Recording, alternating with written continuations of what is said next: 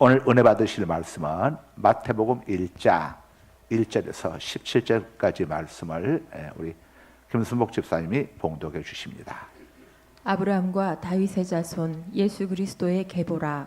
아브라함이 이삭을 낳고 이삭은 야곱을 낳고 야곱은 유다와 그의 형제들을 낳고 유다는 다말에게서 베레스와 세라를 낳고 베레스는 헤스론을 낳고 헤스론은 람을 낳고 람은 아미나답을 낳고 아미나답은 나손을 낳고 나손은 살몬을 낳고 살몬은 라합에게서 보아스를 낳고 보아스는 누색에서 오벳을 낳고 오벳은 이셋을 낳고 이셋은 다윗 왕을 낳으니라. 다윗은 우리아의 아내에게서 솔로몬을 낳고 솔로몬은 르호보암을 낳고 르호보암은 아비야를 낳고 아비야는 아사를 낳고 아사는 여호사밧을 낳고 여호사밧은 요람을 낳고 요람은 우시야를 낳고 우시야는 요담을 낳고 요담은 아하스를 낳고 아하스는 히스기야를 낳고 히스기야는 므낫세를 낳고 므낫세는 아몬을 낳고 아몬은 요시야를 낳고 바벨론으로 사로잡혀 갈 때에 요시야는 여고냐와 그의 형제들을 낳으니라. 바벨론으로 사로잡혀 간 후에 요교나는 스알디엘을 낳고 스알디엘은 수룹바벨을 낳고 수룹바벨은 아비훗을 낳고 아비훗은 엘리야김을 낳고 엘리야김은 아소르를 낳고 아소르는 사독을 낳고 사독은 아킴을 낳고 아킴은 엘리훗을 낳고 엘리훗은 엘르아사를 낳고 엘르아사는 mat단을 낳고 mat단은 야곱을 낳고 야곱은 마리아의 남편 요셉을 낳았으니 마리아에게서 그리스도라 칭하는 예수가 나시니라. 그런즉 모든 대수가 아브라함부터 다윗까지 14대요 다윗부터 바벨론으로 사로잡혀 갈 때까지 14대요 바벨론으로 사로잡혀 간 후부터 그리스도까지 14대더라. 아멘. 아멘. 자, 예수 그리스도 오늘 첫 번째 시간입니다. 오늘은 예수님의 초림을 기뻐하고 재림을 기다리는 대림절, 대강절 첫 번째 주일입니다. 대림절 네 번째 주일이 지나고 난 다음에 항상 성탄절을 맞이합니다. 거꾸로 성탄절로부터 네 번째 주일 해당되는 시점이 바로 대림절 첫 번째 주일이 되는 것입니다. 오늘 본문 마태복음 1장은 예수님의 계보, 족보에 관한 이야기가 쭉 이렇게 기록되어 있습니다. 1절 보면은 예수 그리스도가 아브라함과 다윗의 자손임을 이렇게 밝히고 있죠. 아브라함은 유대인의 조상이고 다윗은 이스라엘 역사상 가장 위대한 왕이었습니다. 예수님의 족보에 아브라함과 다윗을 이렇게 언급한 것은 예수님이 아브라함과 다윗의 후손으로 성경이 약속한 메시아 되심을 밝히기 위해서 이렇게 기록을 지금 하고 있는 겁니다. 성경이 인정하는 메시아 자격은 유대인이어야 합니다. 그러니까 우리 한국 사람들 가운데 메시아다고 하는 자들은 전부 다 사입이죠. 전부 거짓입니다. 메시아는 유대인이어야 합니다. 유대인. 그리고 다윗의 후손이어야 하죠. 자, 다른 곳에서는 메시아가 나올 수 없습니다. 그래서 예수님께서는 아브라함의 자손이자 또 다윗의 후손으로 이 땅에 오신 겁니다. 물론 우리 예수님은 하나님이시니까. 인간이 아니시고 하나님이시죠. 그러나 하나님께서 인간으로 이 땅에 오시기 위해서는 인간의 혈통을 따라서 이 땅에 오셔야 하는 거죠. 인간을 통로로 삼아서 이 땅에 오셔야 인간이 되어질 수가 있으신 거죠. 그래서 하나님께서 바로 아브라함의 자손 가운데 다윗의 후손인 마리아, 요셉을 통해서 이 땅에 오신 겁니다. 결혼하지 않은 처녀 마리아의 몸을 빌려서 성령의 능력으로 이 땅에 태어나신 겁니다. 그래서 우리 예수님은 참 하나님이시고 성령의 능력으로 남자의 씨로 오지 아니하시고 이 마리아의 처녀 몸을 빌려서 오셨기 때문에 죄가 없으신 참 인간이신 거죠. 그렇다면 이스라엘들 사이에서 메시아가 다윗의 후손으로 이 땅에 오신다는 이 사실이 주는 메시지, 의미가 무엇이겠습니까? 또 왜 이스라엘 사람들은 다윗의 후손으로 오실 메시아를 그토록 간절히 기다리고 있는 것이겠습니까?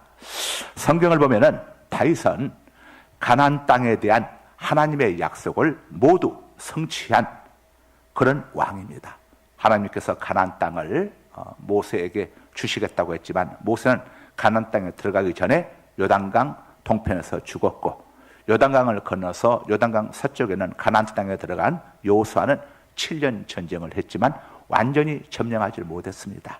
자, 하나님이 전능하시지 않아서가 아니라 이스라엘 백성들의 마음이 온전히 순종하지 못했기 때문이죠. 그러다 600년 후에 다윗이 비로소 이 가나안 땅을 완전히 점령했습니다.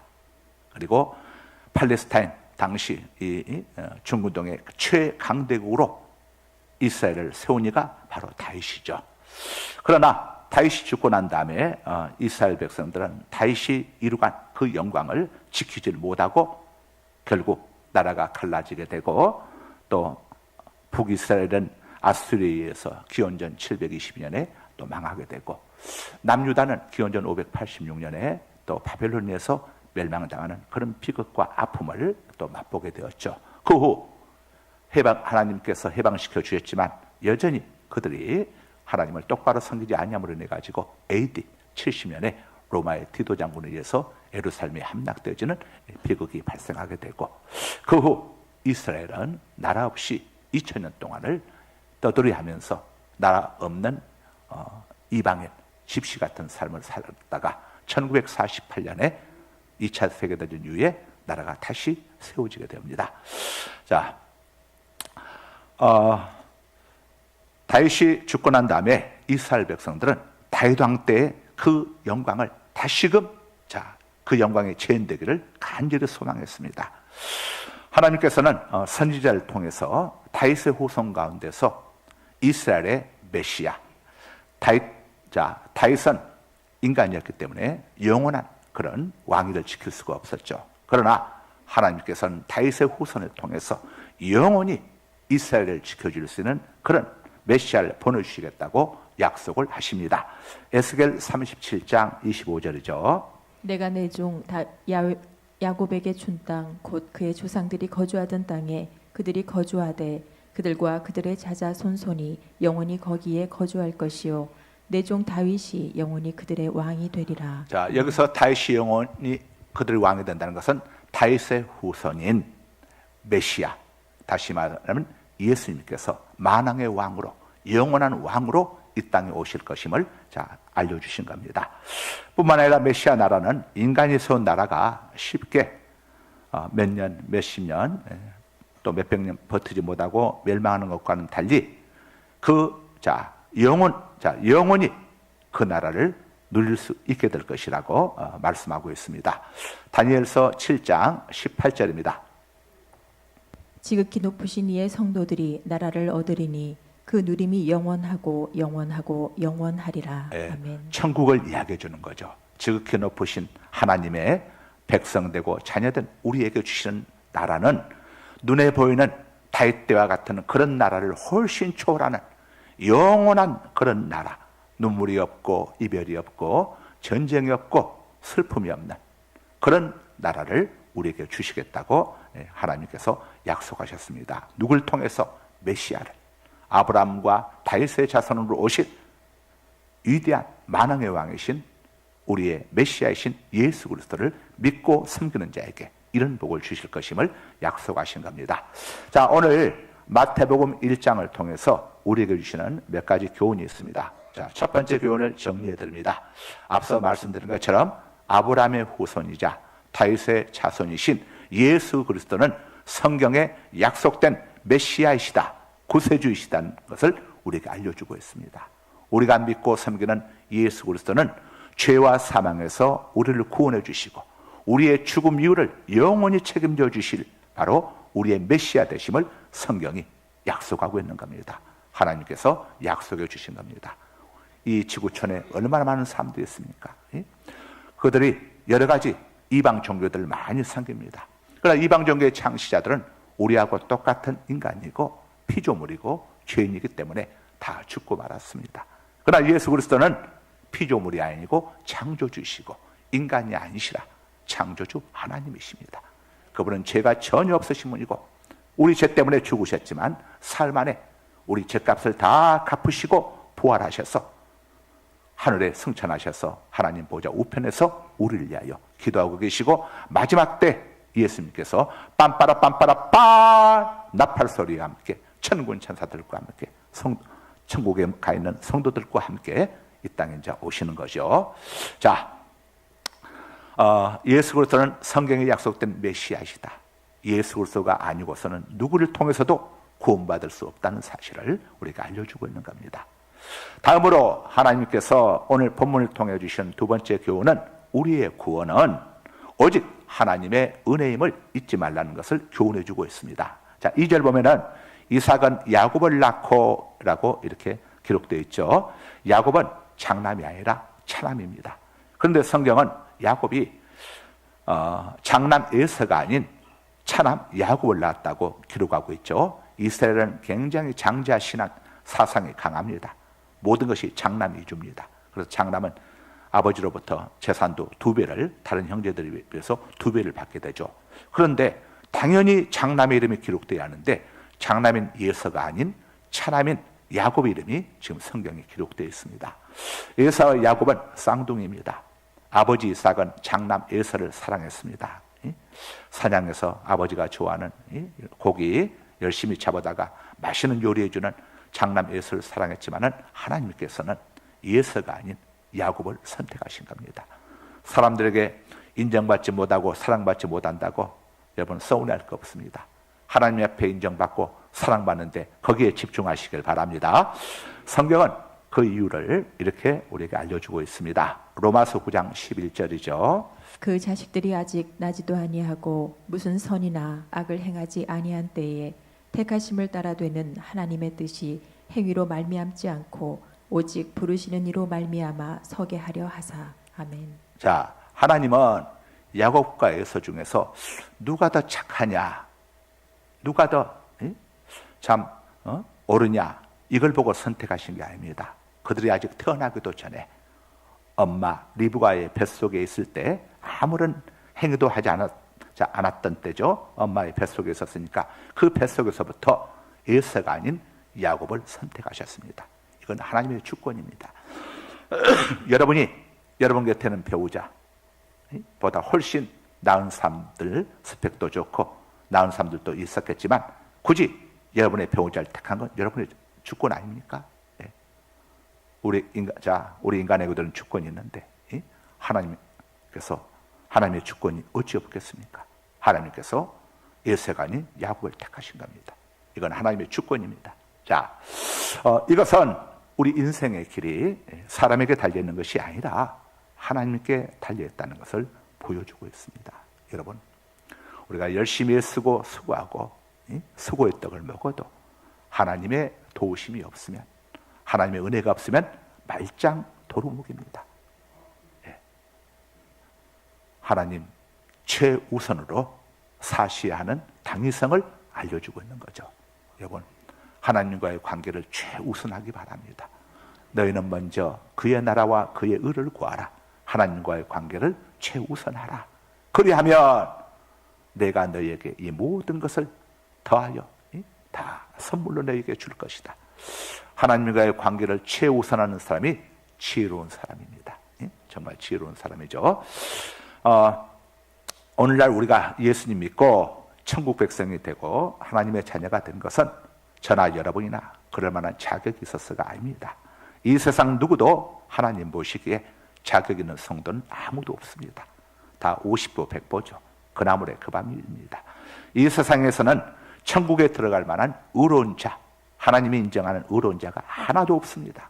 로마서 3장 23절입니다. 모든 사람이 죄를 범하였음에 하나님의 영광에 이르지 못하더니 구원받을 만한 자가 하나도 없다 이거죠. 다 거기라 이겁니다. 그래서 의인할 때에 성경에서 의인이라고 할 때 인자는 사람 인자가 아닙니다. 인정할 인자입니다. 의인은 없습니다. 로마서 3장 10절에 말하는 의인은 사람 인자인데 그 의인은 없습니다. 그러나 하나님이 인정해 주시는 의인이 있습니다. 우리는 하나님이 우리를 보신 게 아니라 예수님을 보시고 우리를 의롭다고 인정해 주신 거죠. 이걸 신학적인 용어로 칭의라, 의롭다고 칭해 주시는 것이라고 해서 칭의라고 하는 겁니다. 우리가 구원받아 하나님의 자녀가 된 것은 창세전부터 우리를 택하신 하나님의 애정하심이 있었기 때문입니다. 에베소서 1장 4절입니다. 곧 창세전에 그리스도 안에서 우리를 택하사 우리로 사랑 안에서 그 앞에 거룩하고 흠이 없게 하시려고. 예, 우리를 거룩하고 흠이 없게 하시기 위해서 어떻게 하셨습니까? 하나님께서 독생자 예수님을 이 땅에 보내주셔서 갈보리 십자가에서 우리의 죄값을 다 예수님이 짊어지시고 머리끝부터 발끝까지 다 우리의 죄값을 치러 주셨습니다. 다 이루었다. 이 말씀은 너희의 죄값을 내가 다 청산해 주었노라 하는 말씀이죠. 로마서 3장 24절입니다. 그리스도 예수 안에 있는 속량으로 말미암아 하나님의 은혜로 값없이 의롭다 하심을 얻은 자 되었습니다. 예, 속량은 돈을 주고 너희 몸값을 주고 너희를 사서 자유인이 되게 해주신 거죠. 그러나 우리 예수님께서는 돈으로 우리를 사신 게 아니라 죄 없으신 거룩하신 당신의 생명으로 우리의 죄값을 지불하시고 우리를 사셔서 하나님의 자녀 삼아 주신 겁니다. 그러므로 우리는 이 사실을 깨닫고 하나님 앞에서 겸손해야 합니다. 자, 예서가 왜 장자의 특권을 얻지 못했을까? 예서의 삶이 증명해 주고 있습니다. 왜 하나님이 예서를 택하지 않고 야곱을 택했는지를 예서의 삶이 증언해 주고 있죠. 예서는 하나님의 은혜를 아주 가볍게 여겼습니다. 여러분, 우리가 천국 백성 하나님의 자녀라고 하는 이 특권이 얼마나 엄청난 특권인 줄 압니까? 여러분, 이 특권을, 하나님의 자녀라고 하는 특권을 가볍게 여기지 마시기 바랍니다. 예서는 이 어마어마한 특권을 팥죽 한 그릇과 바꿔버렸습니다. 여러분, 주일 성수는 하나님의 백성만이 누릴 수 있는 특권입니다. 돈 몇 푼과 바꾸지 마시고 이 엄청난 특권, 여러분들 정말 소중히 여기시길 바랍니다. 다음으로 하나님께서 오늘 본문을 통해서 주신 세 번째 교훈은 천국문은 모든 사람에게 열려있다는 교훈입니다. 5절 보면은 살몬은 라벡에서 보아스를 낳고라고 했습니다. 살몬은 여리고성을 청탐하러 갔던 두 청탐꾼 중에 한 사람이죠. 그리고 랍은 그 여리고성의 기생이었습니다. 자, 랍이 살몬과 또 한 명의 청탐꾼을 보여줌으로 인해 가지고 훗날 이스라엘 백성이 여리고성을 점령했을 때에 가족들과 함께 다 구원을 받았던 여인입니다. 그걸로 끝난 게 아니고 이 기생 랍은 살몬과 결혼을 해서 바로 보아스를 낳게 되죠. 그 자손을 따라서 다윗이 또 태어나게 되고 예수님이 이 땅에 오시게 됩니다. 지금 라합의 이름이 오늘 마태복음 1장 예수님의 족보에 올라 있습니다. 이 1장에는 여인들의 이름 5명의 여인들의 이름이 쭉 기록되어져 있는데 이스라엘은 굉장히 가부장제가 강합니다. 여자는 아예 사람 축에도 치지도 않습니다. 마태, 마가, 누가, 요한복음에 사복음서가 나오는데 거기에 보면은 벳세다 오병의 기적과 관련해서 꼭 이렇게 마무리를 합니다. 먹은 사람은 여자와 아이 외에 5,000명이나 되었더라. 아이 여자는 아이들과 동일하게 수 속에도 계수한데도 포함시키질 않았습니다. 그만큼 여인들은 여인들이 족보에 오른다고 하는 것은 쉽지 않은 일이죠. 아마 우리 대한민국 족보에도 여인들이 우리 며느님들 또 이렇게 이름들이 오른이었던지는 모르겠습니다. 제가 살펴보지 않아서. 그럼에도 불구하고 마태는 이 가부장제가 엄격한 이스라엘 땅에서 더구나 예수님의 족보 속에 무려 5명의 여인들 이름을 이렇게 기록을 하고 있는데 멋진 마리아는 당연히 기록을 해야죠. 그러나 멋진 마리아를 취한 나머지 4명의 여인들은 한결같이 과거가 있습니다. 문제가 있는 여인들입니다. 사라나 리브가처럼 정상적이고 현수간 이런 여인들의 이름은 다 생략하면서 어떻게 이런 정말 부끄럽고 추한 여인들의 이름을 이렇게 기록하고 있는 것일까? 하나님께 저주받은 모압 출신인 룻, 천한 기생 출신 랍, 밧세바처럼 도저히 용서받을 수 없는 간음죄를 저지른 여인까지 여기에 다 포함되어 있습니다. 시아버지를 유혹한 또 다말, 이러한 사실이 무엇을 의미하는 겁니까? 그것은 바로 마태가 유대인을 대상으로 이 복음서를 기록하면서 독자들에게 하나님께서 마태를 통해서 오고 오는 모든 세대의 사람들에게 꼭 전하고 싶은 메시지가 있었다는 것을 알 수가 있죠. 하나님께서 예수 그리스도를 통해 주시는 은혜는 인종, 성별, 신분, 과거의 잘못과 같은 모든 인위적인 장벽을 뛰어넘는다는 사실을 오고 오는 세대들에게 알려주고 싶었던 겁니다. 천국문은 활짝 열려있다는 사실을, 하나님은 인종, 성별, 신분에 상관없이 심지어 범죄하고 연약함 있는 사람들까지도 버리지 아니하시고 예수 앞에 나오면 모든 죄 사해 주시고, 오라 우리가 서로 변론하자. 너희 죄가 주홍 같을지라도 내게 오면 눈과 같이 이어질 것이, 진홍 같을지라도 양털같이 희게 주리라 약속하신 것처럼 예수 그리스도의 십자가 안에서 그 앞에 나오게 되면, 예수님을 영접하게 되면 마지막 순간에 십자가 우편의 강도가 구원받은 것처럼 누구에게나 구원의 길이 열려있다는 이 복음을 전하고 싶었던 겁니다. 에베소서 2장 16절입니다. 또 십자가로 이 둘을 한 몸으로 하나님과 화목하게 하려 하심이라. 원수된 것을 십자가로 소멸하시고. 아멘. 우리는 죄 때문에 하나님과 온수가 되었는데 예수님이 그 온수된 하나님과 우리의 관계를 십자가의 대속의 죽음을 통해서 다 그 장벽을 무너뜨려 주시고, 누구든지 예수님을 통해서 예수님을 믿음으로 천국 백성이 되고 하나님의 자녀가 될 수 있는 길을 열어주신 겁니다. 자, 마지막으로 오늘 1장 1절에서 17절이 우리에게 주시는 메시지 교훈은, 하나님은 예수님을 통해서 우리들을 보신다는 것을 교훈해 주고 있습니다. 10절 보면은 히스기야는 므낫세를 낳고라고 했습니다. 여러분, 므낫세가 누굽니까?